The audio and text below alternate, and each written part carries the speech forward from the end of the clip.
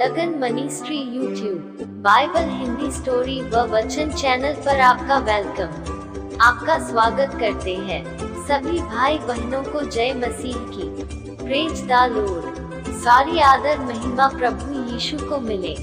आज का वचन, जो अंत तक धीरज धरे रहेगा उसी का उद्धार होगा। मत्ती 24 का 13 वचन। आमीन, हालेलुया। प्रभु यीशु के अनुग्रह से एक और नई कहानी लेकर आए हैं। कहानी शुरू करने से पहले जिन भाई बहनों ने अभी तक चैनल सब्सक्राइब नहीं किया, तो आप चैनल को सब्सक्राइब और बेल आइकन को दबा लीजिए ताकि आपको प्रत्येक वीडियो का नोटिफिकेशन समय पर मिलता रहे। धन्यवाद। आज की कहानी का नाम अबीगैल है। ये कहानी एक समझदार, बुद्धिमान और एक सुंदर औरत के विषय में है, जिसकी सूझबूझ व समझदारी से पूरा घराना नष्ट होने से बच गया, जिसका वर्णन बाइबल में 1 शमूएल 25 का 2 से 42 वचन में आता है। आज की इस कहानी को सुनकर आप जरूर आशीषित होंगे। आमीन। कहानी इस प्रकार शुरू होती है। माओन में एक आदमी रहता था, जिसकी संपत्ति करमेल में थी। वह आदमी बहुत अमीर था। उसके पास 3000 भेड़ें और 1000 बकरियां थीं। वह करमेल में अपनी भेड़ों की ऊन कतरवा रहा था। उस आदमी का नाम नाबाल था और उसकी पत्नी का नाम अबीगैल। अबीगैल हमेशा समझबूझ से काम लेती थी। वह बहुत खूबसूरत और बुद्धिमान थी, मगर उसका पति कठोर स्वभाव का और सबके साथ बुरा बर्ताव करता था। वह कालेब के वंश से था। ये उस समय की बात है जब दाऊद जंगल में था।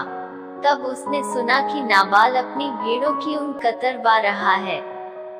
उसने अपने 10 जवानों को यह कहकर नाबाल के पास भेजा, तुम ऊपर करमेल जाओ और नाबाल से मिलकर कहो कि मैंने उसका कुशलक्षेम पूछा है। फिर तुम उससे कहना, तू लंबी उम्र जिए, तू और तेरा घराना और तेरा सब कुछ सलामत रहे। मैंने सुना है कि तू अपनी भेड़ों का ऊन कतरवा रहा है। जब तेरे चरवाहे हमारे साथ थे, तो हमने कभी उनका नुकसान नहीं किया। जितने दिन वे करमेल में रहे, उन्होंने एक भी जानवर नहीं खोया। तू चाहे तो इस बारे में अपने चरवाहों से पूछ सकता है। अब मेरे जवानों पर दया कर। हम खुशी के इस मौके पर तेरे यहाँ आए हैं। तू अपने इन सेवकों को और अपने बेटे दाऊद को जो कुछ दे सकता है तो दे दे। दाऊद के जवान नाबाल के पास गए और उन्होंने उसे दाऊद का संदेश सुनाया। जब उन्होंने अपनी बात पूरी की, तो नाबाल ने उनसे कहा, दाऊद कौन है? यिशै का बेटा कौन है? आजकल जिस सेवक को देखो अपने मालिक से भागता फिरता है। मैंने यह रोटी पानी और गोश्त का इंतजाम ऊन कतरने वाले अपने सेवकों के लिए किया है। क्या मैं यह सब उठाकर ऐसे लोगों को दे दूं, जो पता नहीं कहां से चले आते हैं? नाबाल ने उनसे कठोरता से बात की और वे जवान चुप रहे। तब दाऊद के जवान वहां से लौट गए और उन्होंने दाऊद को सारी बातें सुनाई। प्रभु के लोगों, यहाँ पर नाबाल के बोलचाल से पता चलता है वह कैसा आदमी था, परंतु वचन में उसकी पत्नी के विषय लिखा है। वह समझदार, रूपवती और बुद्धिमान थी। दोनों पति पत्नी अलग ही तरह के थे। अबीगैल और नाबाल की शख्सियत एक दूसरे से बिल्कुल अलग थी। अबीगैल एक अच्छी पत्नी थी, जबकि नाबाल में अच्छे पति के एक भी गुण नहीं थे। वह बहुत अमीर तो था, इसलिए खुद को बड़ा समझता, मगर सवाल यह है कि दूसरे उसे किस नजर से देखते थे। बाइबल में इस आदमी की जितनी निंदा की गई है, उतनी किसी और की नहीं की गई। उसके नाम का अर्थ है मूर्ख या नासमझ व्यक्ति, मगर उसे यह नाम दिया किसने? उसके माता पिता ने, या फिर बाद में लोगों ने उसका व्यवहार देखकर उसे यह नाम दिया? उसका नाम कैसे भी पड़ा हो, यह उस पर बिल्कुल सही बैठता है। नाबाल कठोर स्वभाव का और सबके साथ बुरा बर्ताव करता। वह एक पियक्कड़ और दूसरों पर धौंस जमाता था। सब उससे डरते थे और कोई उसे पसंद नहीं करता। लेकिन अबीगैल का स्वभाव बिल्कुल अलग था। उसके नाम का अर्थ है, मेरे पिता ने खुद को आनंदित किया है। सच में उसके जैसी खूबसूरत बेटी पाकर किस पिता का सीना गर्व से नहीं फूलेगा। और अगर बेटी दिल से भी खूबसूरत हो तो पिता और भी खुश होगा। हालेलुया। अक्सर देखा गया है कि जो इंसान दिखने में सुंदर होता है, उसे खुद पर इतना गुमान होता है कि वह समझ बूझ व बुद्धिमान, हिम्मत और विश्वास जैसे गुण पैदा करने की जरूरत ही नहीं समझता। मगर अबीगैल ऐसी बिल्कुल नहीं थी। बाइबल में उसकी खूबसूरती के साथ साथ उसकी समझ बूझ की भी तारीफ की गई है। मगर आज कुछ लोग शायद सोचेंगे, जब अबीगैल इतनी बुद्धिमान थी तो उसने एक निकम्मे आदमी से शादी क्यों की। याद रखिए कि पुराने जमाने में घर के बड़े बुजुर्ग रिश्ता तय करते थे, या अगर लड़का लड़की अपनी मर्जी से जीवन साथी चुनते तो उन्हें माता पिता की रजामंदी जरूर लेनी पड़ती थी। तो क्या अबीगैल के माता पिता ने नाबाल की दौलत शोहरत देखकर अपनी बेटी का हाथ उसके हाथ में दे दिया? क्या उन्हें लगा कि अपनी बेटी को गरीबी के दलदल से बाहर निकालने का यही एक रास्ता है? वजह चाहे जो भी रही हो, एक बात साफ है कि नाबाल के पास दौलत जरूर थी, मगर वह एक अच्छा पति नहीं था। नाबाल से उसकी शादी चाहे किसी भी वजह से हुई हो, उसने ठान लिया था कि वह एक अच्छी पत्नी होने की जिम्मेदारी अच्छी तरह से निभाएगी। जैसे ही नाबाल ने दाऊद के जवानों को रोटी पानी देने से मना किया तो तब दाऊद के जवान वहां से लौट गए और उन्होंने दाऊद को सारी बातें सुनाई। दाऊद ने फौरन अपने आदमियों से कहा, सब लोग अपनी अपनी तलवार बांध लो। उन सब ने अपनी अपनी तलवारें बांध ली और दाऊद ने भी अपनी तलवार ले ली। दाऊद के साथ करीब 400 आदमी निकल पड़े। तो आपने देखा कि कैसे मूर्ख नाबाल ने अबीगैल के लिए एक मुसीबत खड़ी कर दी। उसने जिस आदमी की बेइज्जती की वह कोई और नहीं बल्कि दाऊद था। दाऊद यहोवा परमेश्वर का वफादार सेवक, जिसे यहोवा ने भविष्यवक्ता शमूएल के जरिए उसका अभिषेक किया ताकि शाऊल के बाद वह इजराइल देश का राजा बने। जब शाऊल को इस बारे में पता चला तो वह जलने लगा और दाऊद को मार डालने के लिए उसके पीछे पड़ गया। इसलिए दाऊद वहां से भाग गया और अपने 600 वफादार सैनिकों के साथ जंगल में रहने लगा। नाबाल माउन नाम के नगर में रहता, मगर करमेल में काम करता, जो पास का एक नगर था। शायद वही उसकी जमीन भी थी। ये दोनों नगर काफी ऊंचाई पर थे और वहाँ हरे हरे घास के मैदान थे। भेड़ों को चराने के लिए यह बहुत बढ़िया जगह थी। नाबाल के पास 3000 भेड़ें थीं, मगर आसपास का इलाका पूरा जंगल था, जहाँ जगह जगह तंग घाटियाँ और गुफाएं थीं। इन्हीं इलाकों में दाऊद और उसके आदमी बड़ी मुश्किल से अपना गुजर बसर कर रहे थे। अपना पेट भरने के लिए उन्हें शिकार करना पड़ता। उन्हें और भी कई तकलीफें झेलनी पड़ती थीं। अक्सर उनकी मुलाकात अमीर नाबाल के जवान चरवाहों से हो जाती है। ये मेहनती सैनिक इन चरवाहों के साथ कैसे पेश आते थे? वे चाहते तो जब तक भेड़ों को मारकर खा सकते थे, मगर उन्होंने ऐसा नहीं किया। इसके बजाय उन्होंने एक बाड़े की तरह नाबाल के चरवाहों और उसकी भेड़ बकरियों की रखवाली की। उस जमाने में भेड़ों और चरवाहों को कई खतरों का सामना करना पड़ता। जंगली जानवर बहुत हुआ करते थे। ऊपर से इस्राएल देश की दक्षिणी सरहद पास थी, इसलिए दूसरे देशों के लुटेरे अक्सर हमला बोल देते थे। दाऊद के संदेश से कैसे उसकी समझ और नाबाल के लिए उसका आदर दिखाई दिया। जंगल में इतने सारे आदमियों को खिलाना दाऊद के लिए बहुत मुश्किल रहा होगा। इसलिए उसने नाबाल से मदद लेने की सोची। उसने बुद्धि से काम लेते हुए एक सही दिन चुना। और नाबाल के पास अपने 10 दूत भेजे।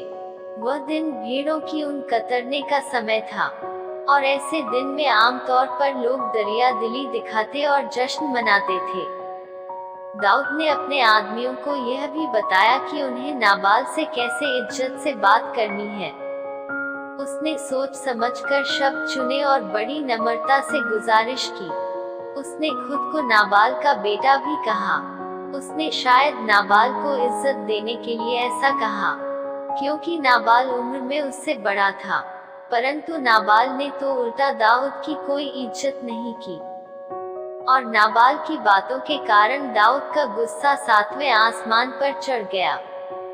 तब दाऊद ने नाबाल के सारे घराने को नष्ट करने का इतना बड़ा कदम उठाया। वह अपने 400 जवानों के साथ तलवारों के संग उसके घर की ओर निकल पड़े। क्या इस बात की खबर अबीगैल को थी? उसने किस समझदारी से काम लिया होगा। हाँ, तभी एक जवान सेवक ने अबीगैल को बताया कि नाबाल दाऊद के सेवकों पर कैसे बरस पड़ा और उनकी कैसे बेइज्जती की। सेवक ने कहा, कंजूस नाबाल चिल्लाने लगा कि वह अपनी अनमोल रोटी पानी और हलाल किया गोश्त दाऊद के आदमियों पर नहीं लुटाएगा। उसने दाऊद के बारे में भी भला बुरा कहा, मानो वह कोई मामूली इंसान हो। उसने उसकी तुलना एक भगोड़े नौकर से की। नाबाल की राय शायद राजा शाऊल जैसी थी, जो दाऊद से नफरत करता था। दोनों ही परमेश्वर का नजरिया नहीं रखते थे, मगर यहोवा दाऊद से बहुत प्यार करता। उसकी नजर में वह कोई भगोड़ा सेवक नहीं, बल्कि इस्राएल का अगला राजा होगा। उस सेवक ने अबीगैल को सारा हाल कह सुनाया कि कैसे दाऊद आग बबूला हो उठा है, और उसने अपने जवानों को आदेश दिया, सब लोग अपनी अपनी तलवार बांध लो। फिर वह भी हथियार बांधकर अपने 400 आदमियों को लेकर निकल पड़े हैं। उसने कसम खाई है कि वह नाबाल के घराने के प्रत्येक आदमी को मार डालेगा। जैसे हमने देखा, अबीगैल हालात को सुधारने का पहला कदम उठा चुकी थी। कैसे उसने जवान सेवक की बात सुनी, जबकि नाबाल को दूसरों की बात सुनने की आदत नहीं थी। सेवक ने नाबाल के बारे में कहा, मालिक ऐसा निकम्मा आदमी है कि हम में से कोई उससे बात नहीं कर सकता। खुद को बड़ा आदमी समझने की वजह से नाबाल दूसरों की कभी नहीं सुनता था। इस तरह का अक्खड़पन आज हर कहीं देखने को मिलता है। लेकिन सेवक जानता था कि अबीगैल उसकी बात जरूर सुनेगी, इसलिए वह उसके पास समस्या लेकर गया। अबीगैल ने फौरन अपना दिमाग लगाया और एक बड़ा कदम उठाया। उसने जल्द ही दाऊद और उसके आदमियों के लिए ढेर सारी चीजें बांधी, जैसे रोटी, दाख मदिरा, भेड़ों का गोश्त, भुना हुआ अनाज, किशमिश और अंजीर की टिक्कियां। इससे साफ पता चलता है कि अबीगैल अच्छी तरह से अपना घर संभालती थी, इसलिए वह जानती थी कि घर में क्या क्या है, और एक अच्छी पत्नी की तरह घर की व्यवस्था करती थी।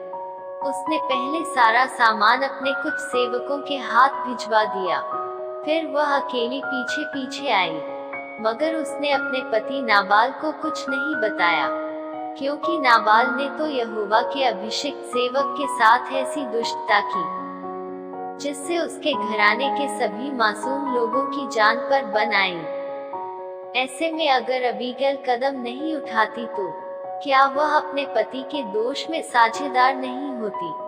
यही नहीं, ऐसे हालात में उसका फर्ज था कि वह अपने पति से बढ़कर परमेश्वर के अधीन रहे। जल्दी ही थोड़े ही समय में अबीगैल दाऊद और उसके आदमियों के पास पहुंच गई।